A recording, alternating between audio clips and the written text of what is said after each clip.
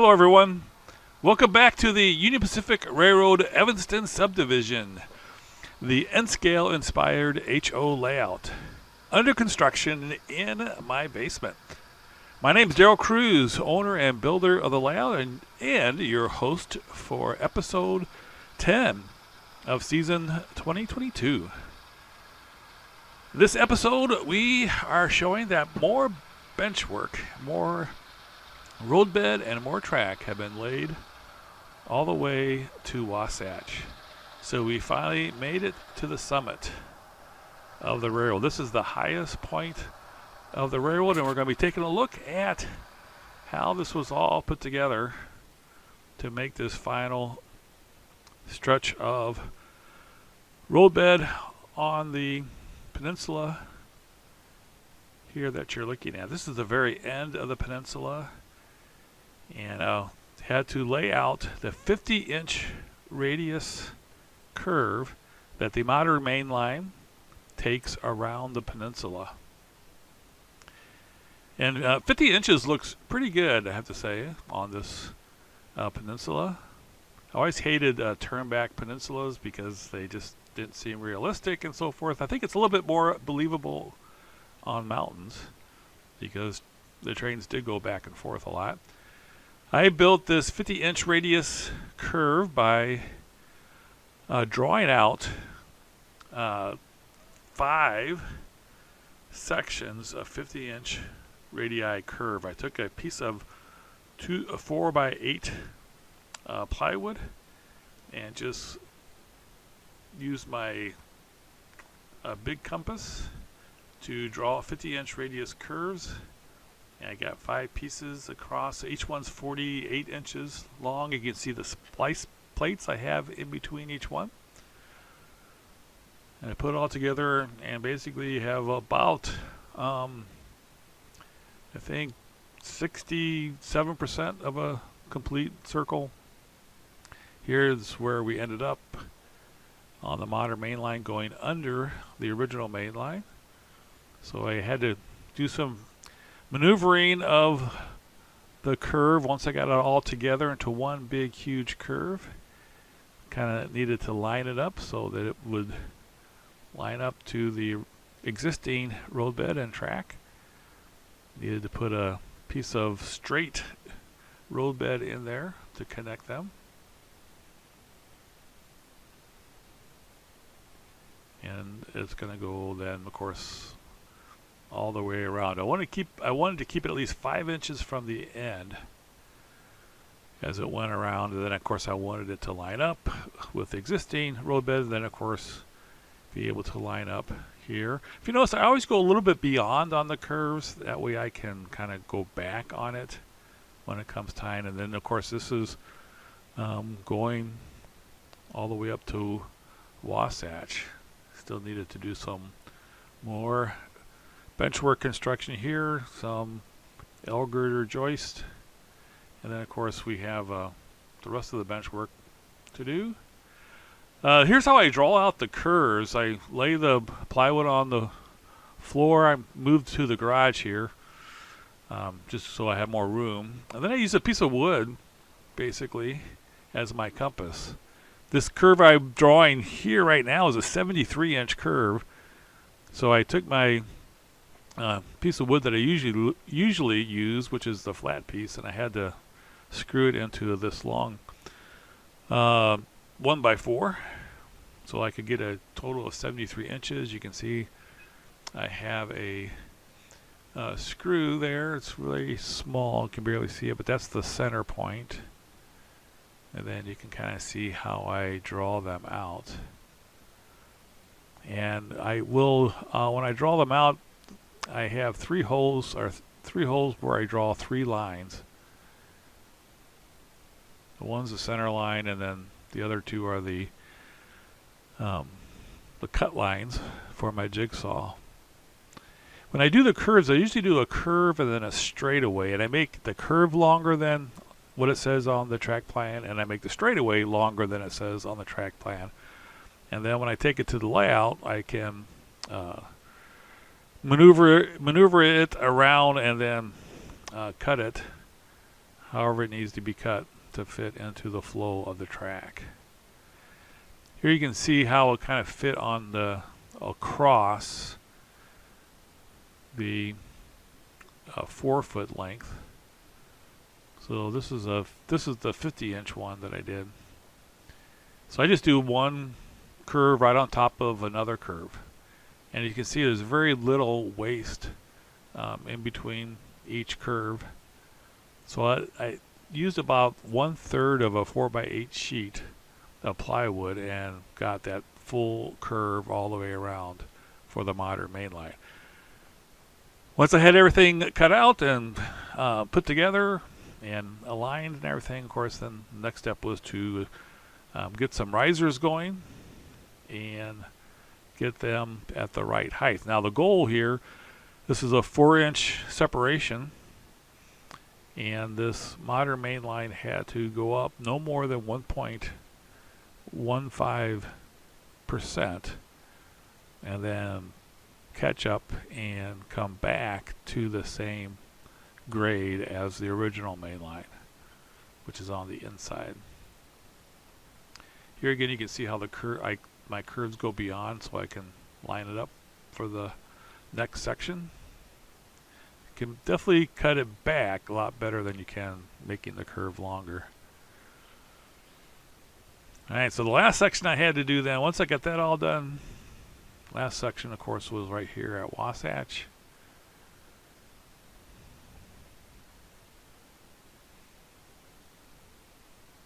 I didn't lay any track yet until I was to the point of having all the roadbed done. And here's what it looks like today, March 13th, 2022. Have the main lines done all the way up to Wasatch.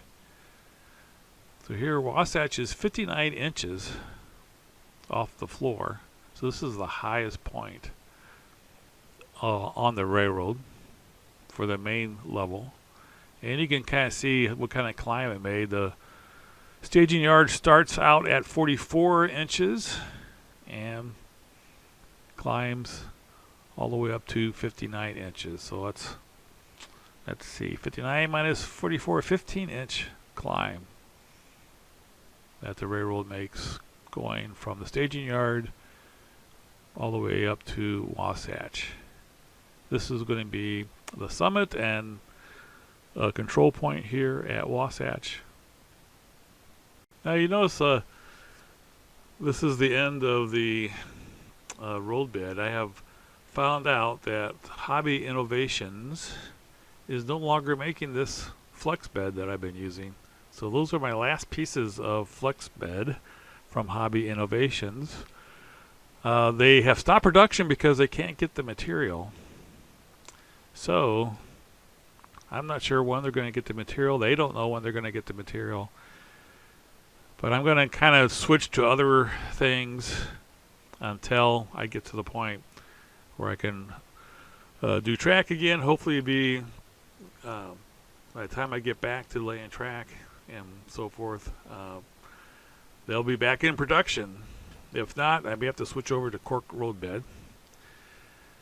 Now one thing I have to say is I was a little disappointed about the separation of these two main lines. I was hoping there would be more of a separation and you could see the difference in grade. But as you can see in the prototype photo, it's a big separation. Not really sure if was able to achieve that. It just, the scale of the prototype compared to what's in my basement, it just isn't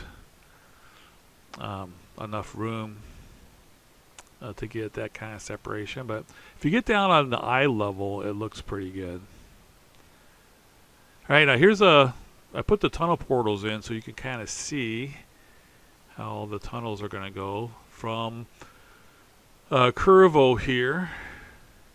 You can see it's going to go straight into the two tunnel portals, as you can see in the prototype photo. So it goes into the modern mainline tunnel portal first, and then up above it goes into the original main line.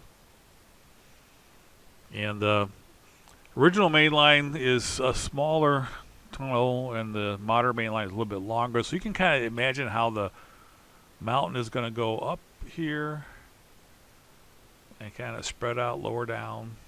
This will be the highest point of the mountain. May go all the way to the top of the backdrop there, but not quite. So this should look pretty good. Then it's going to come out of the, you can see where the backdrop is going to go around. So you won't be able to see across the layout here.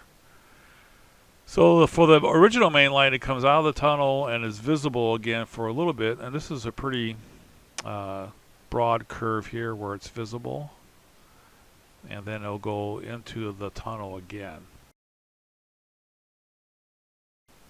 And so this is a pretty good looking curve here, not too sharp. So this will be the visible part. And then it goes into the tunnel where you have the sharpest curve on the entire railroad other than staging yard. This is a 36-inch radius on the main line. Here's the broad, nice broad curve. The 50-inch curve looks pretty good, I have to say. And it looks believable on a mountain railroad.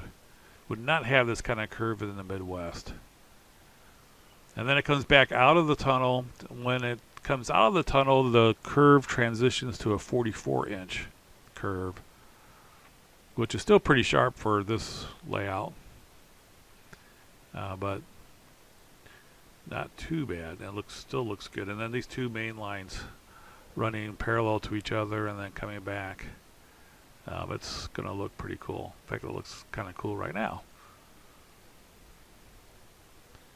This next week, as I said, I'm going to put the backdrop up, and then I'm also going to, so the backdrop will be all the way to Wasatch, and then I'm also going to put the fascia around as well, and hang the black curtain around there so it will look a little bit more finished.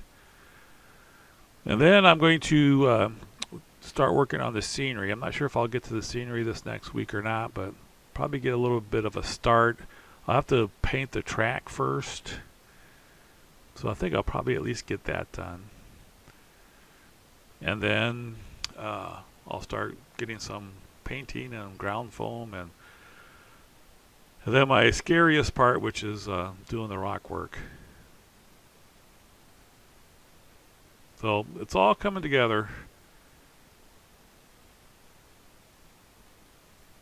It will be a few weeks, and I think this is going to be pretty well scenic.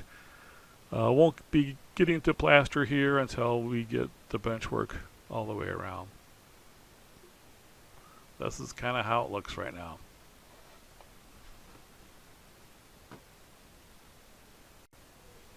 Once I get all that done, then the next step is going to be to finish out the last part of the basement. I'm going to move all the wood storage up to the garage. I'm not going to have any more room to store the wood. I'll move one of the two saws. Probably the table saw will go upstairs. Miter saw will probably keep down here. All the boxes are going to have to be moved out of here.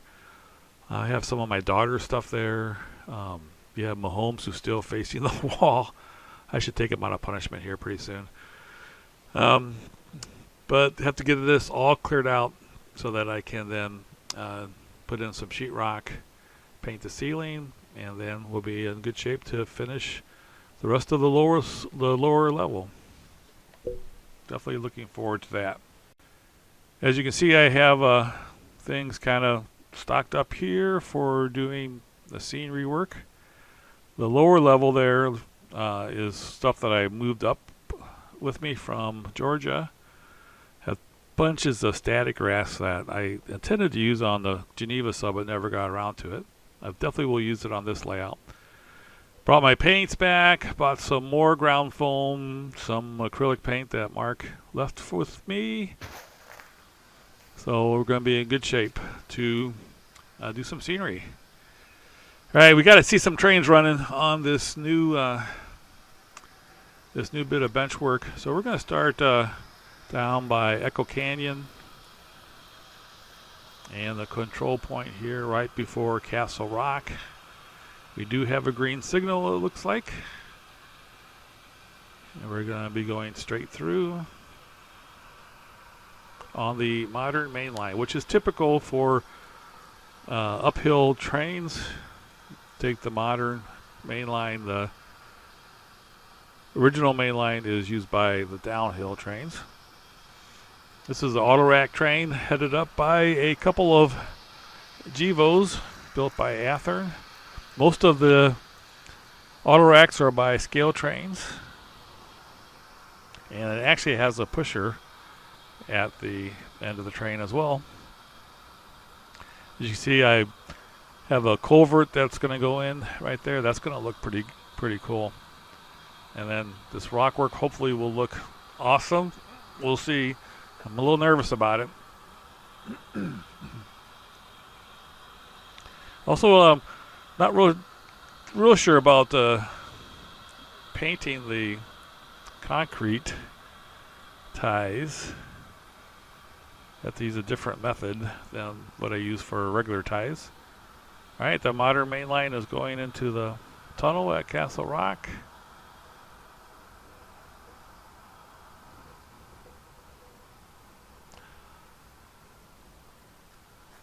Been very happy with how this turned out. Have gotten a lot of positive feedback from a lot of people. Hopefully I can paint it and scenic it and do it justice. All right, now we come to the new bench work. We're approaching Kerrville right here. So the modern main line goes under the original main line at Kerrville. And then it will immediately go into a tunnel.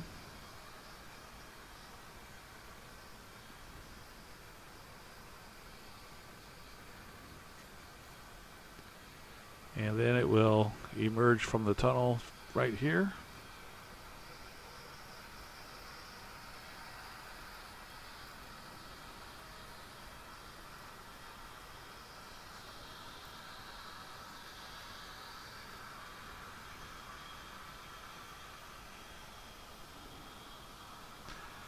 As you can see, the curve looks pretty good. Curves always look better viewing them from the inside of the curve than it is on the outside of the curve. So we're kind of at a disadvantage here, but at 50 inches, it looks pretty good. I think it definitely looks believable that a mountain railroad would make this kind of turn. You can see it's gaining ground on the original main line, which has a crude oil tank train on it.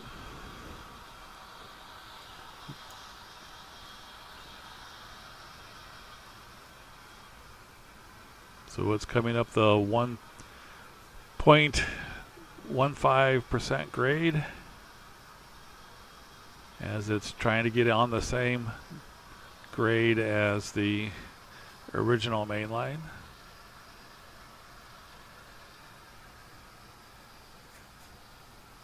And see if we can get the view here of the two grades coming back together. Can't really see much of a separation from this angle. If you look at it a little bit higher, it looks a lot better.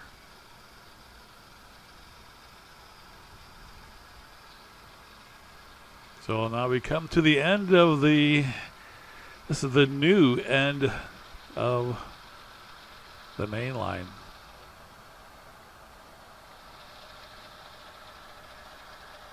So we don't have too far to go to get to the end of the the lower level of the layout. And then we'll build the helix and do the upper level. The one thing that's kind of nice about having all the extra benchwork here is that we can see the full decline of the trains coming back the other way. So here we have it coming back through Kerrville, coming out of the tunnel, going across the bridge, and then heading down the mountain towards Echo Canyon.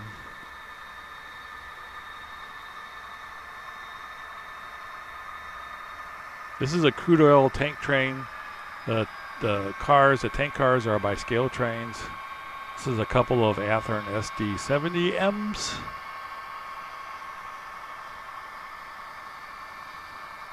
I have the dynamic engine exhaust on these, and can't really, haven't quite figured out how to get it to make an adjustment coming up the hill.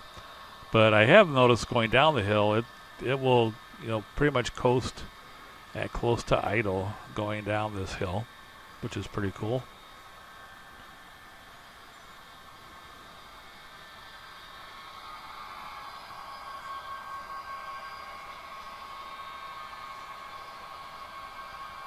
Definitely looks cool coming down the mountain through all the S-curves. I did make sure I had at least 13 inches of straight track in between each of the curves, so we wouldn't have any trouble with couplers. Plus it just looks better.